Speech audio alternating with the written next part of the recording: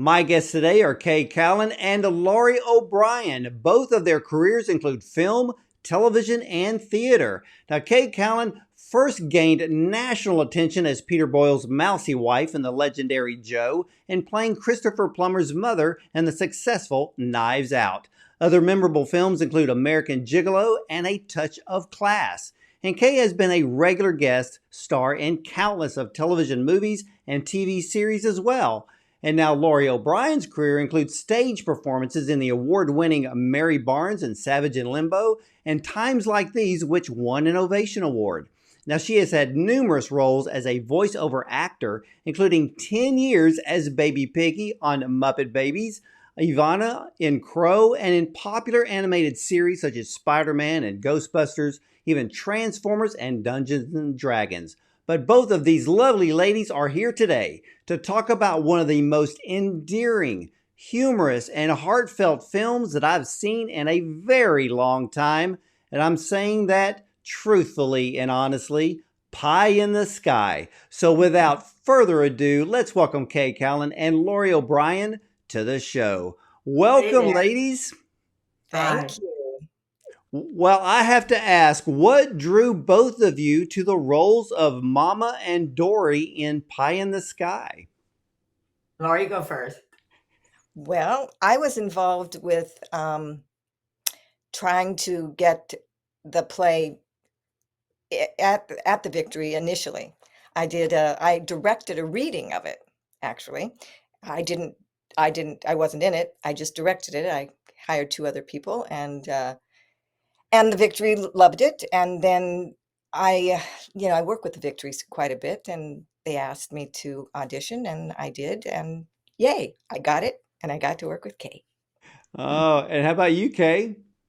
I had a really different road to the play. I got an email that said, "Hi, so and so suggested you. Here's the play. Do you want to audition?" And I read the play and I wrote back, "No, thank you."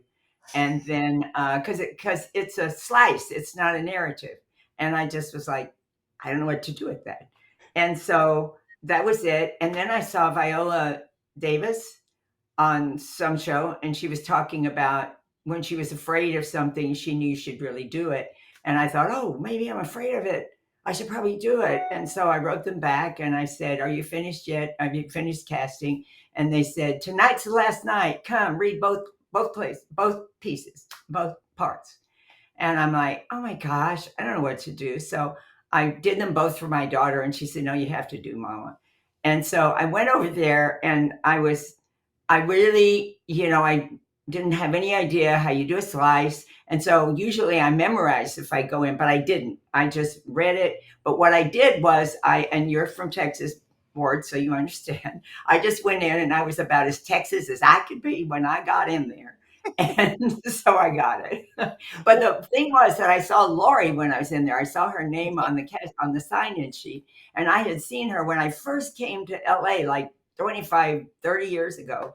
I had seen her in Mary Barnes, and I thought she was just like the best thing I ever saw. So I was like really excited to meet Laurie and then to Well, work with her. well, both of you, both of you have incredible careers. So did both of you get a start in theater first? Oh, Yes, I'm sure we did. yeah, Well, absolutely. Because I've heard, that's the route. You want to be a theater actress, you have to learn all that, and then whatever else.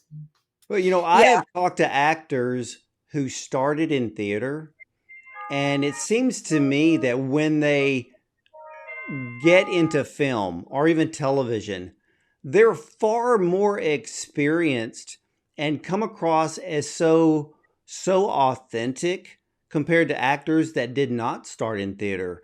What's it about theater that just brings, I guess, the craft out better? Well, I Laura, you speak to this, and then I will. okay. So I started out, I was in Denver doing theater for years, um, building my character and working in mental institutions, taking theater to them, et cetera. So I arrived in Los Angeles it was crazy that I should come to Los Angeles to be a film actor having been only an actor on stage, and at my age too. I was older, How 30 or old? I was 30, which is old in Hollywood terms, and just, but I had worked in mental hospitals, like I said, and the first major role that I had here was in Mary Barnes that Kay referred to. And it was about a schizophrenic. It was about a schizophrenic woman, Mary Barnes. And the reason that I was good at it had to do with my work in the institutions and the acting work too there. The reason I think that, when the lights go up, a curtain comes up for 2 hours, it's just you. You have all of the control. It's not in little bits and pieces. It's the character. You have to be the character and sustain the character for 2 hours or 3 hours or whatever it is. And that experience makes it so that you're able to, like, sustain that. And I think that it's that prolonged experience and the whole that translates over into film. That didn't make any sense, did No, it? no, it does, because I'm going to follow that up. But go ahead, Kay. How did you get started? Well, I studied theater first in college, and then I got to work at, I don't know, Ward, since you're from Texas, if you knew about the Margot Jones Theater in Dallas, which was this international theater in the round where Margot had actually started the careers of Tennessee Williams and William Inge. She had been a Broadway producer who decided she was going to bring theater to the hinterlands, and she came to Dallas and created this theater out at Fair Park. It was a magnificent thing. And I should have known more about her since I was from Dallas. But I came home. I was going to school in Denton, which is just down the road. And I came back home. I got a ride home with a friend who was working at Margot's. And I was just sitting there waiting for my sister to pick me up and watching them rehearse in Here at the Wind, which they were doing in repertory. They had already done it. And somebody wasn't there, and Margot just looked over and said, "Are you an actor?" And I said, "Yes." And she said, "Get up there." And so I wasn't nervous because I didn't know very much about Margot. It was this place. And so anyway, so I got my start working then while I was in college. And then time went on, and ultimately I was in Dallas. I taught theater, I taught acting.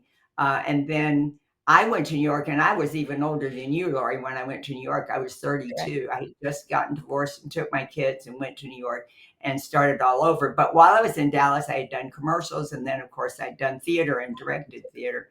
And then when I went to New York, I, studied with Herbert Berghoff, and theater was my thing, but commercials fed my family. That was how we existed. And so, time went on. I did Joe when I was in New York. And, New York actors, you do whatever you can do. You want to pay your rent. Well, yeah, I heard that the late Alan Rickman, because he was theater trained, and when he did his first movie, which was Die Hard, he wasn't used to a director yelling cut because he knew all his lines. So he's like, I feel like a racehorse. In theater, you just do it and you don't stop. But to have this constant cut, action, he goes, it kind of drove me nuts because he wasn't used to starting and stopping because he knew all his lines, he knew what to do, he was ready to go. It's more like, let's film this 2 hour movie in 2 hours and be done. And so, was the transition for both of you? Was it difficult, or was it just, I don't know, just easy? It wasn't that much of a changeover for me because while I was in Dallas, I did commercials. So I was and actually, when I was in high school at this little Catholic girls' school in high school, we had a play that we took down to Incarnate Word and San Antonio. And then at WFA in Dallas, this nun, I don't know who she knew, but they put that on television. They rehearsed this and put it on television while I was a senior in high school.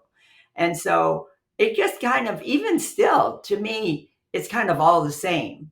I mean, and you can say, you have to just keep going in theater, but you have to keep going in film too, and still they say cut. Something can go wrong, terribly, terribly wrong. And as a matter of fact, it's one of my favorite memories in film is when Jamie Lee Curtis was in True Lies. Did you see that? And she's doing that striptease and she falls out of the scene, and she just got back up and went forward, and they kept shooting and she kept going. And that's just one of the funniest memories ever. I just think she was hilarious. See, I love it when mistakes are made and they don't leave it on the cutting room floor. They leave it in, and then it ends up being a memorable moment. Yeah. As is incredible. Now, for both of you, in Pie in the Sky, was the chemistry between both of you, was it instant? Oh, I was already in love with Laurie because I'd seen her in Mary Barnes.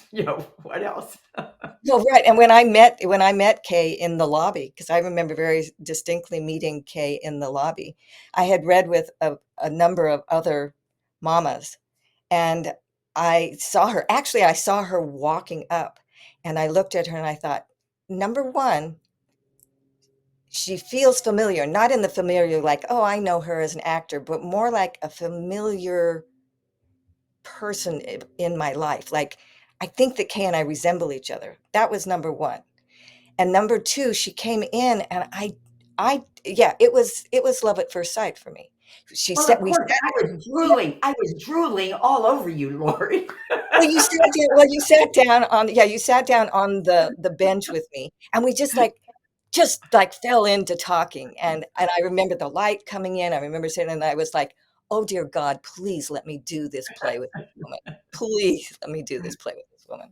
I am so glad that both of you came together on this thing. I mean, the chemistry on camera, because I sat there and watched the film and I was mesmerized, not just because of the roles, the story, and the dialogue.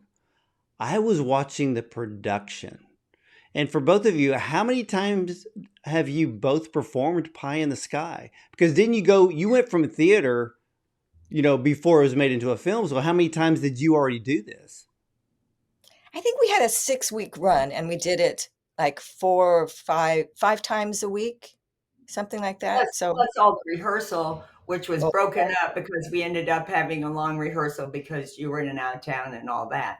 right. So we had a long time, but then we had a break of a couple of years from when we did the play until they adapted it for screen, and we shot it during the pandemic. Yeah. I was wondering if it was shot during the pandemic. It For was. both, That was exciting. yeah, I bet. I mean, now for both of you, was there anything that you had to do different in the film versus the stage production? Not at Be- all.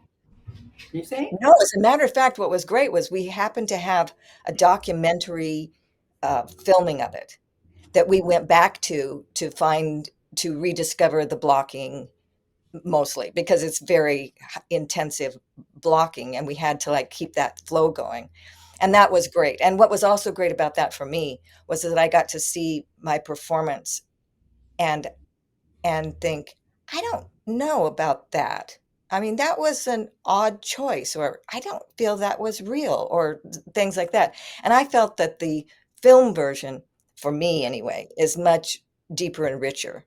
And I also think that Kay and I took another step deeper into each other during that time. And a lot of it may have had to do with the fact that it was in the middle of COVID, and the trust that had to like happen, and the things that were going on. But I think that it was a notch deeper. I wonder, speaking of COVID, reminds me, I have to look at the film again to see, but I remember that they had masks on a Yeah. doorknob. Yeah. Uh, and I quarreled with that. I was like, you can't do that and not say something about COVID. These masks are there because it changes everything. So I don't know whether that's still in there. Do you remember, Laurie? Well, they had to be because they were there. No, They, no, I, no. But in other words, maybe because there were no cuts, so of course there. I mean, there were three or four cuts is all there were, so they couldn't. What? Wait. There were only 3 or 4 cuts in the film. the Yes, whole, yes. yes. Okay. Yeah, I Our think it was cinematographer only followed us actually, around. I think it was 3. It was only 3. All right, this is what blew my mind because I have to watch so many films, and I'm sitting there. I feel like a surgeon dissecting things. But when I'm watching Pie in the Sky, I think it was probably, I don't know, 20 minutes in, and I'm looking at it, I'm like, wait a minute, is this one camera? Is One this camera. is this start to finish with no cuts? Because I was trying to find the editing point and I couldn't find it. It literally looks for an hour 20 minutes, a one act play shot continuously without a break. That's how seamless this film was. Well, they actually would have done it without any break, I think. Our cinematographer was handheld, and he was following us around on stage. But even if you're just holding your hand, you can't hold it that way for a whole hour and 20 minutes. And so we would cut, to just give him a break. Right. And And us then, we're really and happy. then we picked up, I'm Go sorry, ahead, what did you Laurie. say? What? Go ahead, What'd you Laurie. say? Yeah, we felt sorry for for Navid, who was like, Our carrying cinematographer. this huge thing around, and he just couldn't do it. And that's where it was. And they would stop, and then we would like give him a break, and then just pick up right there and do the next 30 minutes or whatever. They were really, But it could have wasn't it only wasn't been 2 huge. minutes. It I'm wasn't not. huge like a regular camera. It was a small camera. It was my memory, which is not worth very much, is that it wasn't that much bigger than an iPhone. Well, except that it was like, no, but there was a lot of equipment on him. Yeah, Like, Well, what yeah. is Yeah, the he's gonna have the the monitor. Yeah, oh, because he I'm was like, carrying a harness. He was carrying a harness. Yeah. well, yeah, then Honest. how did Maria Maria Gobetti, how did she direct this when there's only, let's say, 3 cuts in the whole film? Well, when every like, time they cut, she would make a remark or whatever. But since we had done it so many times, in the play, our performances were really already pretty much set. So what might go wrong was somebody went the wrong place, or it was mostly a camera thing because yeah, we always had our peelers in our hand and our apples in our hand, and there wasn't that much else going on for us. Well, right. I was watching the camera movement because, and that's when it actually dawned on me because you see this movement. So let's say the camera is on Mama, and then it slowly pans over to Dory. That's when I started to realize it was one camera, but it was a continuous shot. So you had the feeling of a play. It reminds me of almost having a Norman Lear type look, like when they would shoot when they shot All in the Family. So even Yes. some of those episodes felt like it was a one camera deal. Yeah, yeah, yeah, it is similar to that. How big was the set? Well, it wasn't. It was when we did the play originally. It was in the smaller theater at the Victory, and then they rebuilt the set for the larger one. But I'm not really good on saying, Laurie. Maybe you can say it was No, 20 I by I 20. Or, I have I no idea. I can't say either. It's a small theater with only 99 seats in it. So it was in the audience. So that's how small it is. And Let me see if it's as big as your they living room. Say that. And it was it's a about fully work. It was a fully working kitchen too. it certainly Absolutely. was. And when we did it in real time in the play, that's an operating working oven, and it always was. And we actually baked the pie every night, put it in an oven, and turned on the timer, and it cooked, and you could smell the pie, and And so it's everybody great. loved it. And then It at was the great. end of the play, we gave people pieces of the pie. So if Ah. they didn't like the play, at least they got pie. Exactly. Well, yeah, well, did either one of you have any experience of baking apple pie before that? Oh, I'm sure. Laurie, did you? Yeah, yeah, yeah. My grandmother was a wonderful baker and cook and candy maker, fudge maker, everything, and she taught me quite a bit. Well, So Kay, let me ask you this question. You play the character Mama, also known as Margaret. How would you define your character? She's a good old Texas gal. She's who I was brought up to be, probably. If I hadn't left town. And I would say she's very bold, very She's bolder than outspoken. I. She's bolder than I. I wish I were as sexually active as Mama. That was actually one of the funniest parts in the film. I almost want to call it a play slash film because that's exactly what it was. And because what was so funny to me is that Mama was not only very bold, she was very outspoken. She knew she had nothing to lose at her age, and she always made jokes about her own age, but she was also a woman who has secrets. And in the film, she slowly reveals them. Sounds like a normal dysfunctional family. Yeah. Absolutely. All families are the same. Isn't that what, who says that in the beginning, Great Expectations? All of a sudden, I can't remember who that author is. Who has Great Expectations?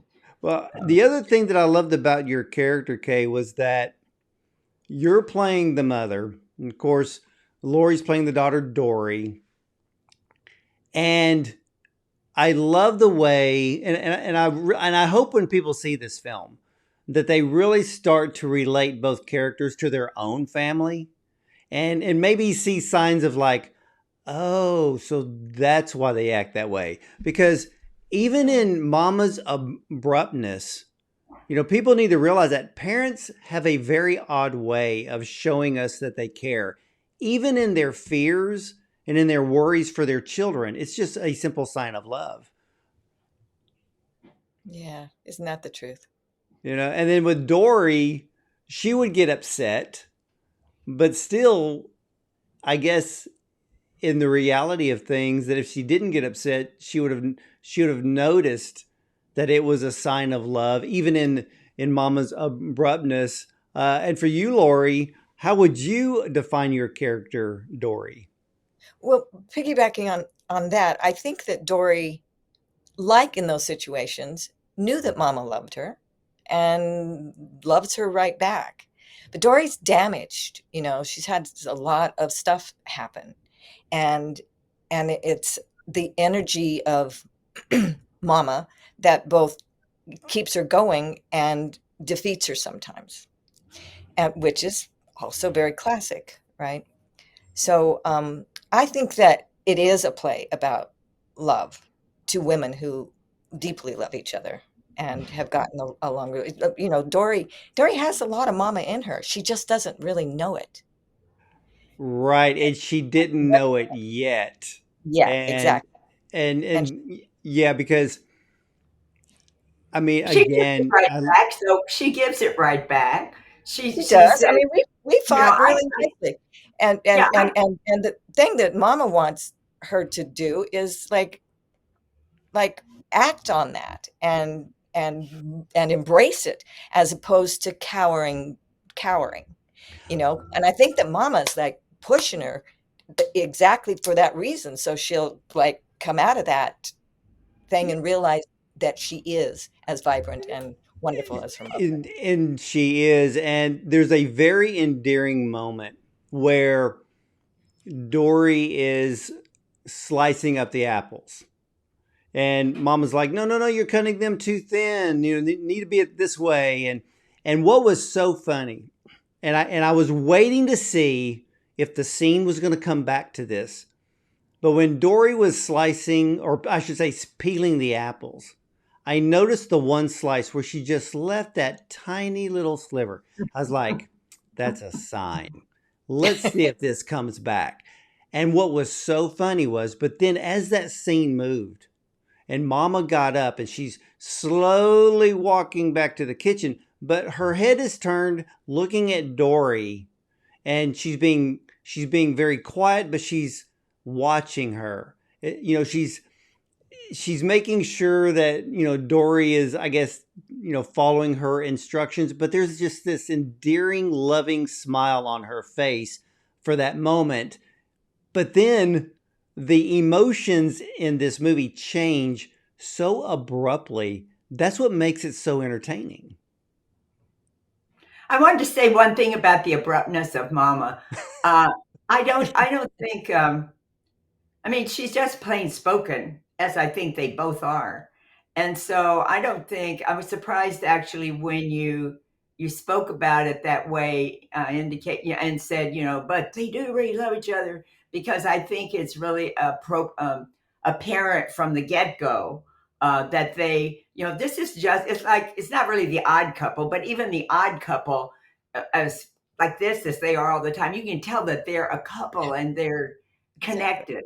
And so that's how I feel about Mama and Dory. And just like all mamas, they want their kids to step up, and Exactly. you're you're not a success as a parent unless your kid can take care of themselves. And Oh, that's and that's exact. No, go ahead, is Lori. what? Go I ahead, said that's Lori. absolutely true. You're not a good parent if you're holding your child back. And I think that Mama, really wants Dory to like pull herself up, you know, and that's love. That's It absolutely is, love. and I was surprised on how many Absolutely. life lessons were within this film in this Oh, short amount of time because it's Dory's birthday, but there were all of these little things. And I want to go back to that little leftover peel on that apple slice because it came back in another scene in this film and I just love the way Dory reacted to that. It's like, it doesn't matter. So when we bake it, I hope I get that piece. Yeah. Mm-mm, mm-mm. That one little sliver of pie. Look at that. It's so much better. it's And I amazing even how. looked at it, I looked at it as a sign as sometimes in life, there's just these little things that don't matter. Yeah, you got to let them go, you know. Yeah. Yeah. And I think in a way Dory was letting Mama know, just let it go. It's not going to change the world. And and that again that's what made it so endearing. But from the beginning of the film and then to almost the end, this story just evolves. And for both of you as actors, um, how do you keep that? How do you keep a storyline that is basically a one act play?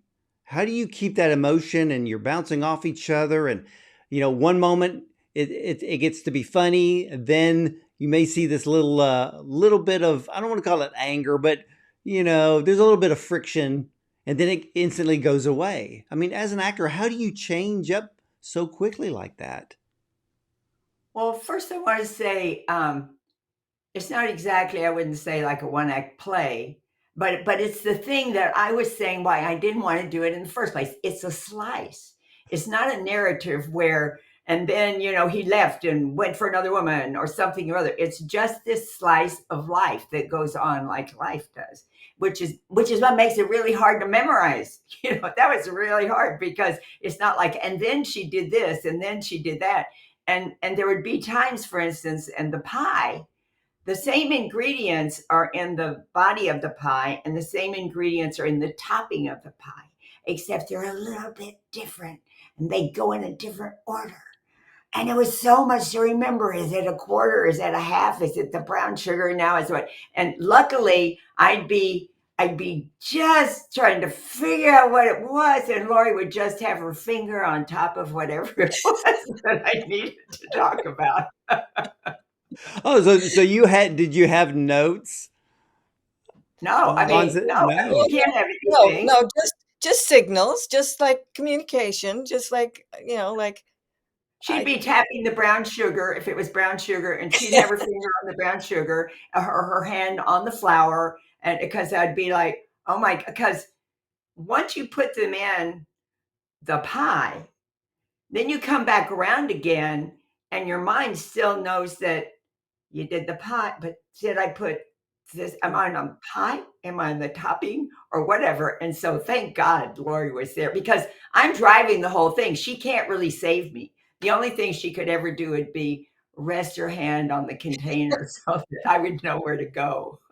Well, I started laughing because when I think it was in the one of the scenes where you just started making the pie, you're actually preparing the ingredients ahead of time. Mhm. and which I correlated with part of Mama helping Dory preparing her.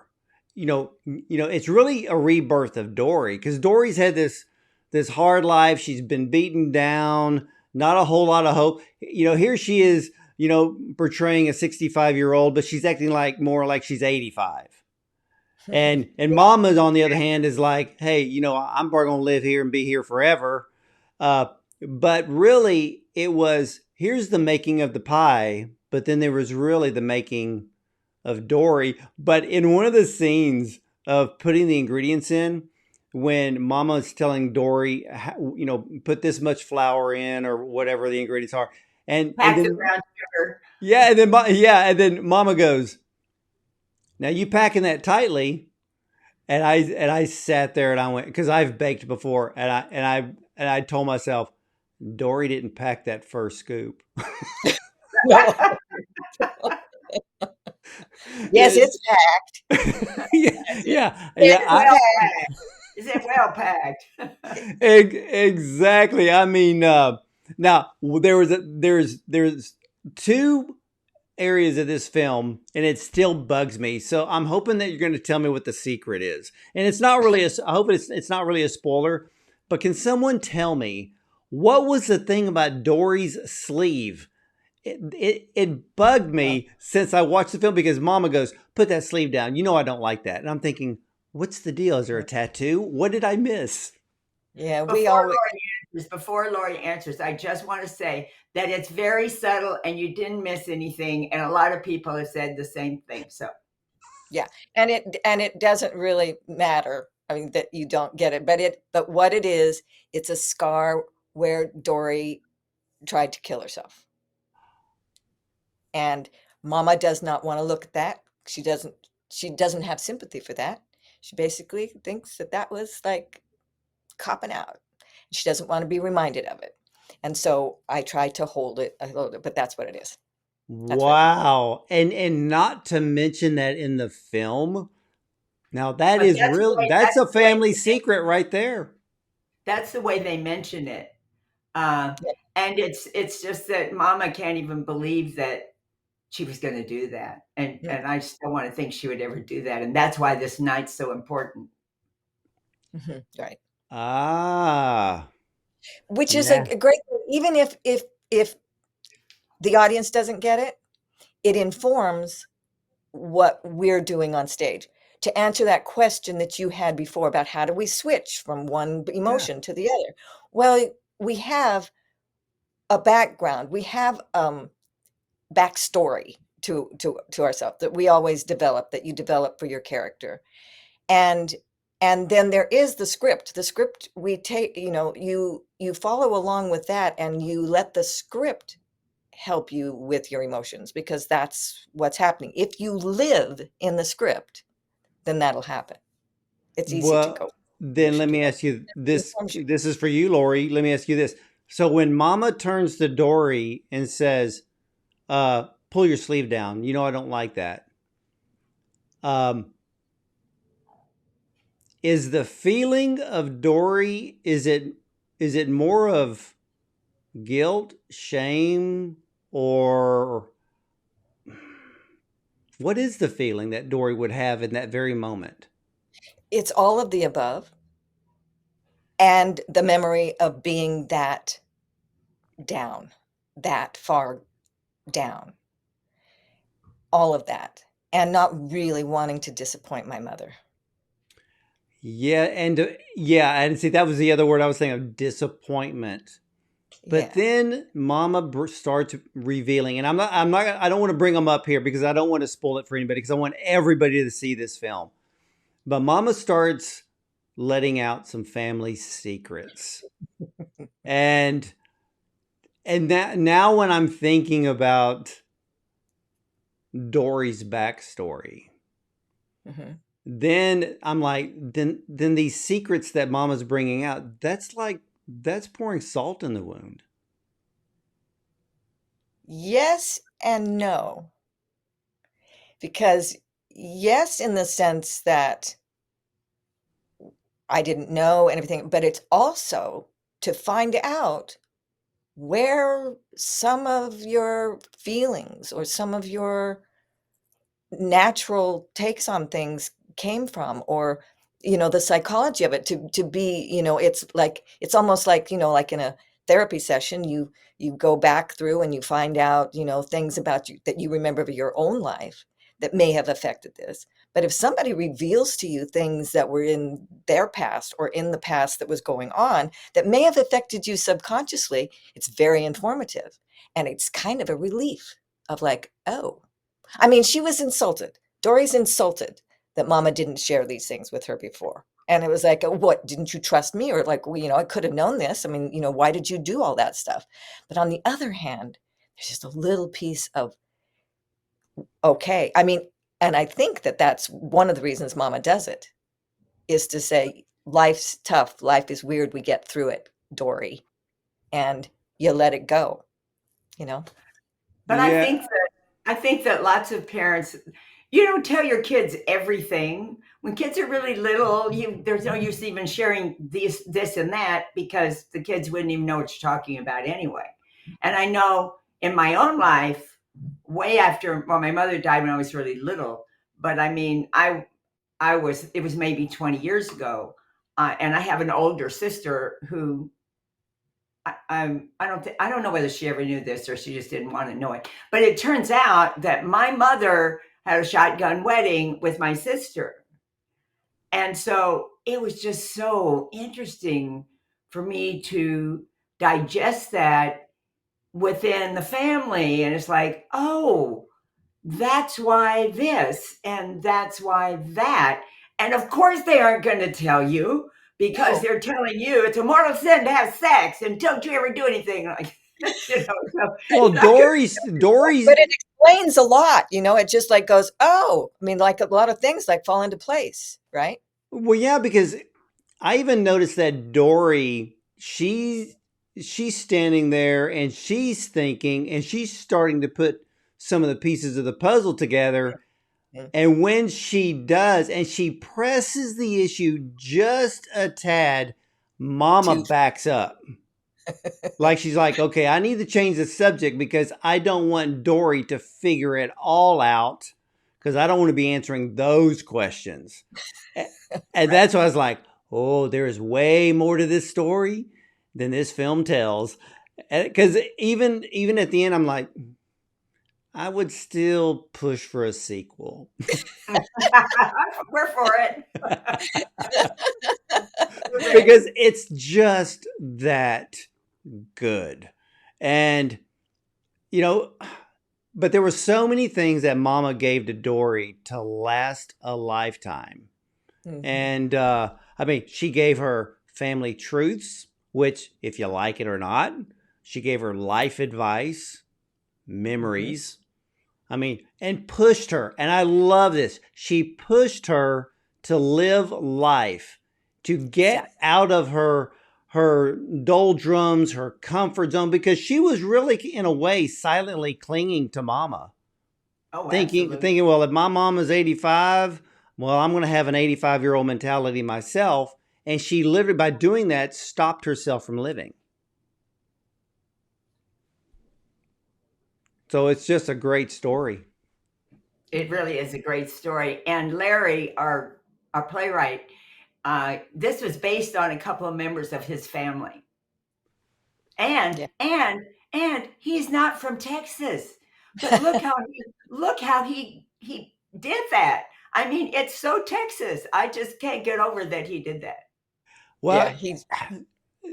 and I think Texas, and it's based in Abilene, Texas, and I thought just the geographical setting was perfect for this film. Mhm. Mhm. And because even with Abilene, I mean, we would call it country folk, and they live their life on their own terms, and they don't catch up with modern day society sometimes. So Mhm. it worked perfectly. But there was something that I noticed, and I don't know if this was done on purpose, but probably in the first half of the film, Mama's saying that I don't even know why she even belted this out. It's almost like she was bragging. And she goes, I haven't gone to the bathroom in 3 weeks. And I laughed because I know a lot of seniors that do that and say that. But then as the film moved on, I noticed something that in the background on the shelf is an unopened, completely still in its wrapper, an unopened bottle of Metamucil. And I thought, how many people do I know that say they have a problem and the remedy's right there and they never see it? Was that done by accident? Oh, You the know what? set, I didn't even go ahead. the set It's was Evan. It's Evan. so beautifully detailed with such consideration. I mean, that was the other thing that really enhanced performance because you walked up on that set and you really felt like you were in an actual space. The size of it was exactly the size of a trailer, mobile homes would be, and it was and the thing of detail with things like that was just incredible. It was because I was even looking at the knickknacks on the shelves in the background because I'm looking and I'm thinking, okay, because I know how film directors can be. It's almost like pulling a Kubrick. There's a sign somewhere, and so sometimes I just kind of notice and look, maybe study the backgrounds, and even the refrigerator. Oh my gosh, all of the stuff on the refrigerator door. Right. How authentic could you get? And I'm standing and I'm watching this and I'm looking at the refrigerator door and I'm trying to remember if it was Dory or Mama that had opened up the refrigerator door. And I'm looking at the door going, is there a sign? Is there something there? But I did notice that little blue piece of paper that ended up being one I of Very the did im- notice that. scenes. And so and that and and I even loved that moment yeah, yeah, yeah. because that right there was really kind of a bit of this the really strong point of the rebirth of Dory. Oh yeah. Exactly, exactly. Yes. Orchestrated by mama, like God bless mama. Yeah, But God bless Mama's right. our production designer though is, I mean, he put all that stuff up there and the on the refrigerator and little he's just incredible. So, so incredible. Well, let me ask you this because with the theater production, um, did you always time out the apple pie perfectly? Perfectly. It always worked out. The playwright did that. The playwright did that. It always we had the timer on. The timer always went off when it needed to. We didn't have to go fast. We didn't have to go slow. It's amazing how he wrote that script so It that we so it worked. It worked every time. Never burned one, never had one underbaked. It always worked. They were always delicious. Everybody said so. See, I found that so incredible because when I watched the film, that's what because of the fact that I could not find the edit points, then I started wondering, how did they time the apple pie so perfectly? just But see, and that's what adds to the whole story because everything it's all based around making this pie. Um, I don't know. It's just raw. It starts off with raw ingredients, and then it comes out to be something that can be enjoyed. But ladies and gentlemen, I'm not going to give away this film. We didn't even give any spoilers here, I so know. now you can watch it You from did a beginning to really end. good job. I have to practice that, Laurie, because I have to watch so many films, some of them before they ever make it to the theaters. So I don't want to spoil it for Thank anybody. you. I did a press junket once uh, with the director and two of their lead actors at the same time, and the actress blew the ending. Oh no. no. And the look on her face was just magic because we all busted out laughing and the director thought it was hilarious because it's like we probably do 50 of these things, so if one gets out not everybody's going to know. So it was just really funny. But here, no, I think we proved to the public that this is a film that they have to see and enjoy. And we didn't spoil anything for them. Good So I job should for you. mention the leprechauns at this point. What now? Yeah. Well, let me ask you this, because from the theater version and then of course the film version, for both of you, what has been the audience's response to either the stage show or the film?